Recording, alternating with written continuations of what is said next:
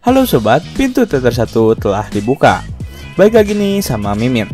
Kali ini Mimin bakalan ngebahas salah satu film yang cukup lawas, yang berjudul Felon. Film ini menceritakan tentang seorang pria yang tak sengaja membunuh perampok yang mencoba untuk merampok rumahnya. Namun tindakannya itu rupanya membuat ia harus mendekam di penjara. Dan disanalah kehidupan pria ini berubah 180 derajat. Lantas, bagaimana kelanjutan ceritanya? Tanpa menunggu banyak lama, mari kita mulai intronya.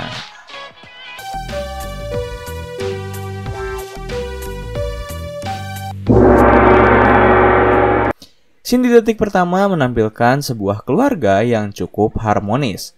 Hanya terdapat ayah, ibu, dan sang bayi yang nampaknya masih terlihat sangat kecil.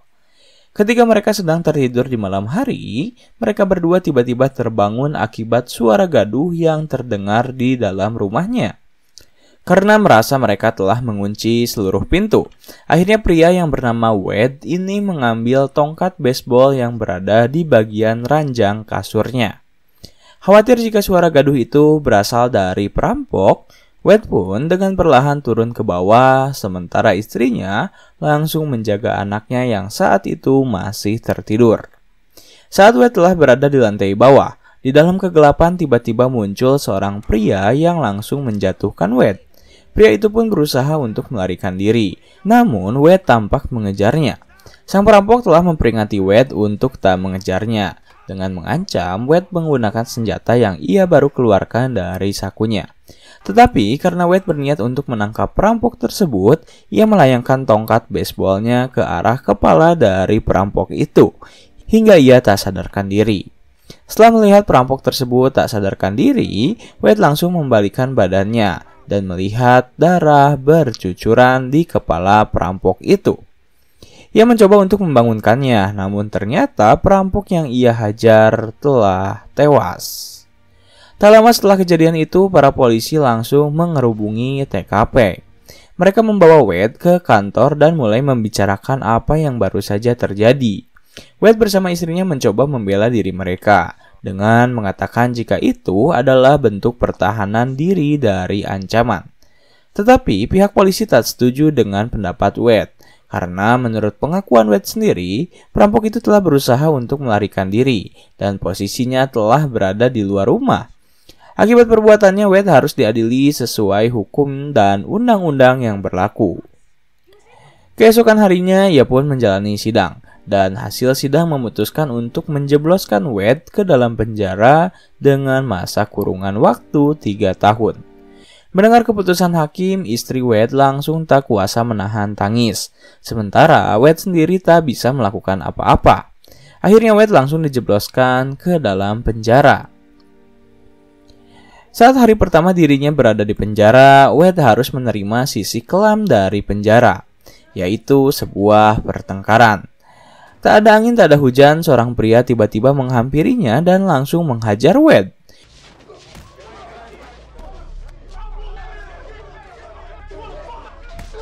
Wade yang saat itu sedang melamun langsung mencoba melindungi dirinya. Lalu setelah itu ia mencoba untuk melawan. Tetapi tak lama para petugas penjara langsung melihat kejadian itu dan memisahkan Wade. Ia dimasukkan ke dalam sel sembari menunggu pengacaranya datang. Setelah cukup menunggu lama, pengacara Wade pun datang. Ia langsung memberi beberapa informasi. Ia berjanji jika dirinya akan berusaha membantu Wade untuk keluar dari penjara. Minimal ia bisa membujuk hakim untuk mengurangi masa kurungan waktu Wade yang hanya akan tersisa 15 bulan saja. Dengan syarat Wade harus bersikap baik di dalam penjara. Ia juga akan membantu Wade agar ia bisa dipindahkan ke penjara yang lebih layak. Mari kita melihat terlebih dahulu penjara selanjutnya yang akan Wade huni. Letak penjara itu berada di kota Queensland. Penjara yang sangat anarkis, bahkan setiap hari petugas penjara harus bentrok dengan para napi yang selalu melakukan pemberontakan. Kemudian kita bisa melihat bagaimana Wade ikut ke dalam rombongan napi yang akan menuju ke penjara Queensland. Di sana terlihat seorang pria yang memperkenalkan dirinya sebagai Jack. Ia mencoba untuk berbaur bersama Wade.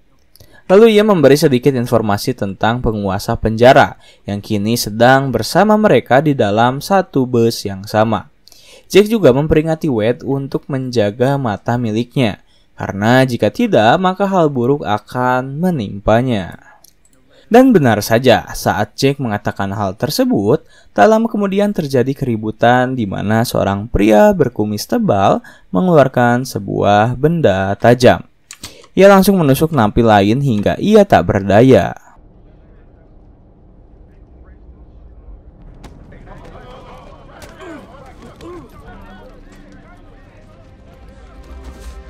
Semua orang ketakutan melihat kejadian tersebut. Salah satunya adalah Wade.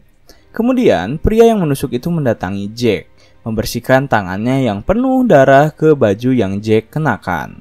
Dan ia memberi benda tajam miliknya pada Jack. Lalu ia pindah ke kursi paling belakang. Saat sang supir melihat kejadian itu, ia langsung melaporkannya ke pusat, yang kemudian langsung datang dan memeriksa isi bus. Mereka memeriksa seluruh napi yang berada di sana, dan yang terkena getahnya adalah Wade. Polisi menemukan sebuah benda tajam yang Wade pegang, namun Wade mencoba untuk membela dirinya. Ia mengatakan jika benda itu berada di kursi miliknya, dan tak tahu milik siapa. Lalu Wade dibawa ke kantor dan ia mulai diinvestigasi. Beberapa polisi telah memberitahu Wade untuk berbicara tentang pemilik dari senjata tajam tersebut. Namun, Wade tetap mengatakan jika ia tak tahu siapa pemilik senjata itu.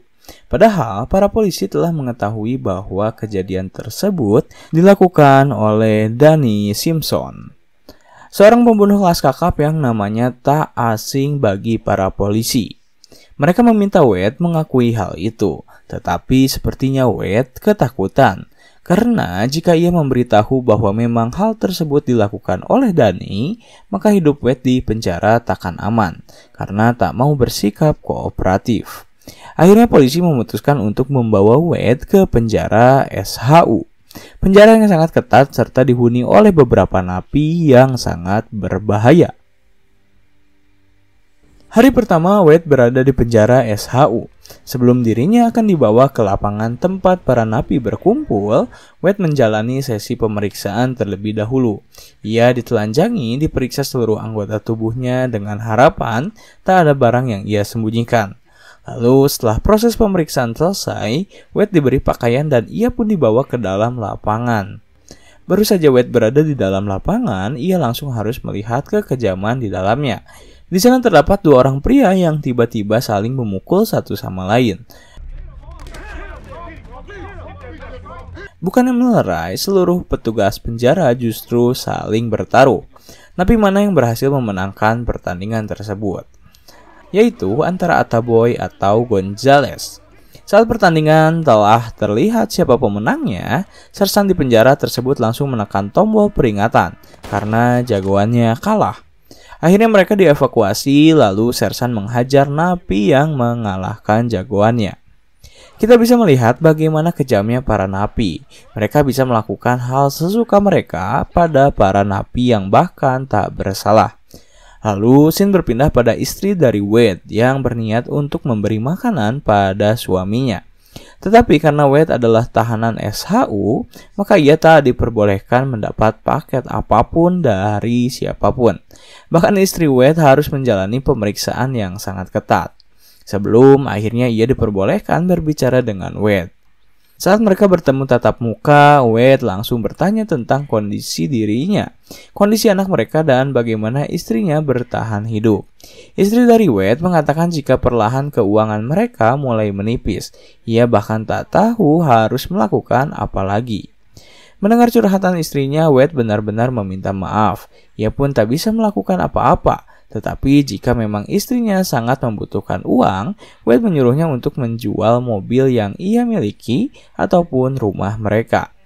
Setelah Wade berbincang dengan istrinya dan Wade telah kembali ke sel miliknya, sipir penjara tiba-tiba membawa seorang pria yang terlihat telah berumur.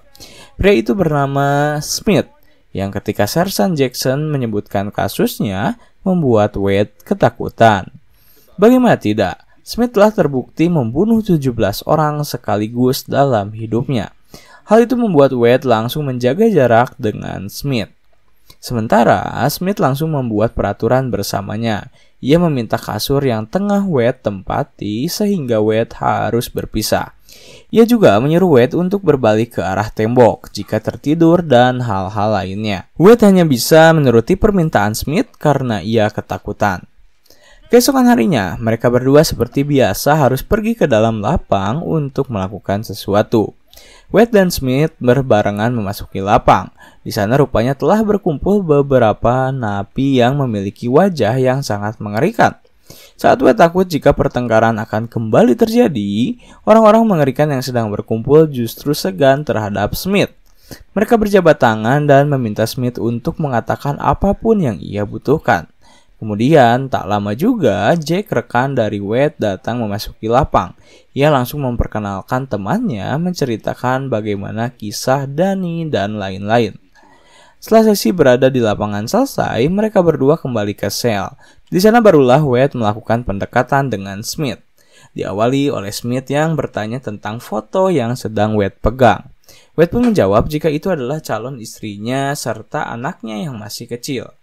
Melihat foto istri serta seorang anak membuat Smith teringat akan istri dan anaknya yang telah tiada. Ia mengatakan jika alasan dirinya membunuh karena istri dan anaknya terbunuh juga. Ia tak segan membunuh setiap garis keturunan yang telah membunuh keluarganya. Tak tanggung-tanggung, total 17 orang telah ia bunuh hanya karena balas dendam semata. Kemudian topik berpindah pada pertanyaan Wade tentang pria yang Smith ajak bicara. Smith menjawab jika pria itu bernama Osko, seorang pemimpin geng selatan yang sangat berpengaruh di penjara. Ia memberi Wade beberapa wejangan, termasuk memintanya untuk tak mendekati siapapun pria yang terlihat terlibat dalam suatu geng. Karena ketika mereka mendekati, maka Wade telah dianggap sebagai salah satu anggota dari mereka. Wade akan diperdaya dengan disuruh menjual beberapa ganja, menusuk orang yang tak mereka sukai, bahkan membunuh. Dan benar saja, perkataan Smith benar adanya. Karena keesokan harinya saat mereka tiba di lapangan, Jack tiba-tiba meminta Wade untuk menghajar seseorang. Lalu tiba-tiba seorang pria mungkin tersinggung dengan Jack yang terus menatapnya.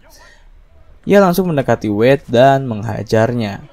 Akhirnya terjadilah pertengkaran, di mana Jackson meminta semua wanita anggotanya untuk diam dan tak memberi peringatan apapun. Awalnya Wade hanya bisa menahan diri, tetapi karena ia memiliki motivasi dari Jack, akhirnya Wade melawan. Ia bahkan tak segan menghajar lawannya hingga ia tak berdaya. Barulah setelah lawannya babak belur, Jackson selaku sersan meminta Billy, anak buahnya, untuk menembak Turner, pria yang telah Wade kalahkan. Tembakan pun melesat tepat ke arah kaki dari Turner. Setelah kejadian itu, Jackson dipanggil oleh pimpinannya. Ia bertanya jika di penjara masih terdapat beberapa perkelahian. Namun Jackson berdalih bahwa semua itu masih dapat ia kendalikan. Situasi semakin memburuk. Hari demi hari, Wade habiskan hanya untuk bertarung. Bahkan kini ia masuk ke dalam geng ras Arya. Wade mencukur habis rambutnya hingga kini ia memiliki kepala plontos sama seperti Jack dan kawan-kawan. Karena merasa cukup lelah dengan apa yang Jack perintahkan untuknya, pada suatu hari ketika seluruh napi berkumpul di lapangan, Jack kembali menyuruh Wade untuk bertarung. Wade justru membalikan pertanyaan. Ia bertanya mengapa tak Jack yang bertarung. Karena selama di penjara ia tak pernah melihat Jack bertarung sama sekali. Hal itu ternyata memicu emosi dari Jack. Akhirnya ia bersama beberapa rekannya langsung menghajar Wade habis-habisan. Di titik buta agar polisi tak bisa menembak mereka. Namun karena para polisi masih bisa melihat, akhirnya mereka melempar gas air mata dan Smith yang saat itu berada di sana langsung membantu Wade. Ia menghajar beberapa rekan dari Jack, namun gagal menghajar Jack karena polisi menangkapnya. Setelah kejadian itu, Smith memarahi Wade dan kini mereka berdua pasti akan diincar oleh para geng. Dan benar saja, ketika Wade telah pulih saat ia berada di dalam lapangan, di sana terlihat Danny bersama Jack. Danny pun memanggil Wade, dan tiba-tiba Jake mulai mengatakan caci makian. Mendengar hal itu, Danny justru membela Wade. Lalu tiba-tiba Danny memerintahkan anak buahnya untuk menghajar Jake. Akhirnya Jake dihajar habis-habisan, wajahnya disayat hingga menimbulkan bekas yang sangat parah. Beruntung, polisi berhasil menyelamatkan Jake dari maut. Kemudian Danny tiba-tiba menawari Wade sebuah penawaran, yaitu Wade akan dilindungi selama ia di penjara, dengan syarat Wade mau bergabung bersama gengnya. Danny menyuruh Wade untuk menemuinya seusai urusan di lapang selesai. Setelah kejadian tersebut, Wade semakin disegani. Tak ada satupun orang yang berani melawannya. Sementara itu, hubungan antara Wade dengan Smith semakin membaik, dan kini mereka menjadi sahabat. Namun, keuntungan yang Wade dapatkan di penjara tak membuat ia semakin mudah keluar dari penjara. Karena setelah Jackson tahu bahwa kini Wade adalah bagian dari geng yang dipimpin oleh Danny, Jackson melakukan banding. Akhirnya Wade dan Danny kembali dibawa ke pengadilan. Dan di sana Danny didakwa ancaman seumur hidup karena diduga dalang di balik pembunuhan seorang napi. Sementara Wade yang terdakwa anggota dari Danny dikenakan tambahan waktu penjara selama 3 tahun. Sayang sekali, padahal masa tahanan Wade kala itu hanya tersisa 4 bulan saja. Tetapi karena Jackson, semua itu berubah. Keputusan tersebut bahkan membuat istri Wade, yaitu Laura, berdebat dengan ibunya. Ibu dari Laura meminta ia untuk segera meninggalkan Wade, karena kini usia Laura adalah 33 tahun. Sementara Laura masih harus menunggu Wade keluar dari penjara 3 tahun kemudian. Berkat dorongan dari ibunya, Laura mengirim surat ke penjara yang akan ditunjukkan pada Wade. Dan isi surat tersebut adalah Laura yang meminta pisah dengan Wade karena ia tak bisa menunggu lebih lama. Setelah membaca surat tersebut, kehidupan Wade benar-benar memburuk. Ia semakin giat bertarung, menghajar semua lawannya hingga tak berdaya, bahkan berurusan dengan para sipir. Akhirnya hari demi hari Wade hanya bisa habiskan waktu dengan berolahraga dan bertarung. Suatu hari Wade tiba-tiba didatangi oleh calon istrinya. Di sana Wade langsung mengatakan jika ia meminta waktu tambahan untuk menyelesaikan ini semua. Ia berjanji jika ia akan segera keluar dan segera menikahinya. Laura yang saat itu memang masih mencintai Wade mengiyakan hal tersebut. Dan setelah pertemuan dengan Laura, barulah Wade berubah. Ia meminta bantuan pada Smith untuk menuntaskan ini semua. Yang jalan keluarnya hanya berada pada Jackson. Jackson yang saat itu sedang tertimpa musibah karena anaknya kecelakaan, mendapat pesan dari Wade. Ia pun langsung menghampiri Wade dan di sana Wade mengatakan jika ia siap memberikan penampilan terbaik. Yang artinya, Wade siap dijadikan sebagai petarung. Namun tentu dengan resiko yang sangat besar. Hari ke-457 Wade berada di penjara, di mana hari itu adalah hari Wade bertarung. Dengan segala persiapan ia memasuki lapangan, sementara lawan yang akan Wade hadapi tampak terlihat sangat siap menghabisi Wade hingga ia tewas. Akhirnya perkelahian terjadi. Pada awalnya Wade benar-benar hancur. Ia dibanting, dihajar hingga babak belur. Wade bahkan sama sekali tak bisa menyentuh lawannya yang bergerak sangat cepat dan memiliki kekuatan yang lebih kuat dari Wade. Sementara itu, di luar penjara, Laura rupanya bertemu dengan John, yaitu rekan dari Smith. Di sana mereka berusaha untuk mengeluarkan Smith dan Wade dengan bantuan FBI. Mereka juga melaporkan bagaimana kekejaman yang terjadi di penjara, termasuk pertarungan ilegal yang dilakukan oleh Jackson. Kembali ke penjara saat Wade berhasil membalikan keadaan. Ia benar-benar menghabisi lawannya.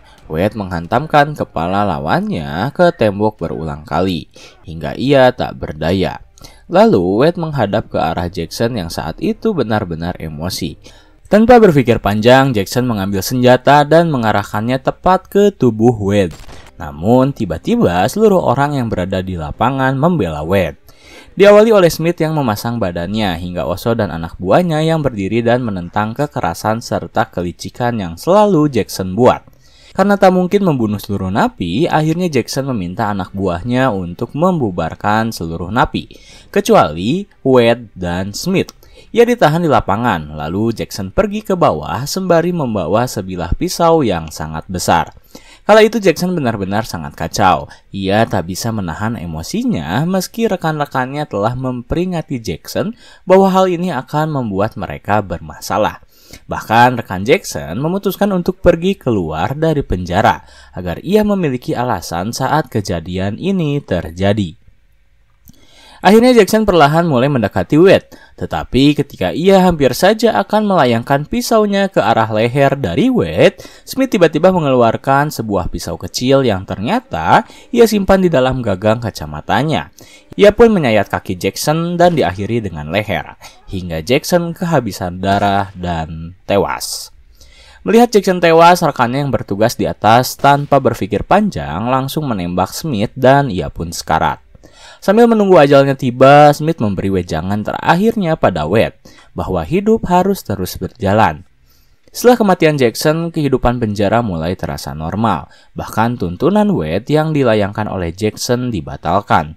Terlebih, pihak penjara mendapat tuntutan dari seorang agen FBI yang ingin memeriksa bagaimana penjara bekerja. Akibat dari tekanan pihak FBI, akhirnya pihak penjara memutuskan untuk mengeluarkan Wade setelah masa hukumannya habis. Laura yang saat itu bersama pihak FBI langsung bahagia. Ia pun diberi selamat oleh John yang baru saja mengetahui jika rekannya yaitu Smith telah tewas. Tak lama setelah itu, Wade akhirnya dibebaskan dari penjara. Ia bisa kembali bertemu dengan Laura dan anaknya.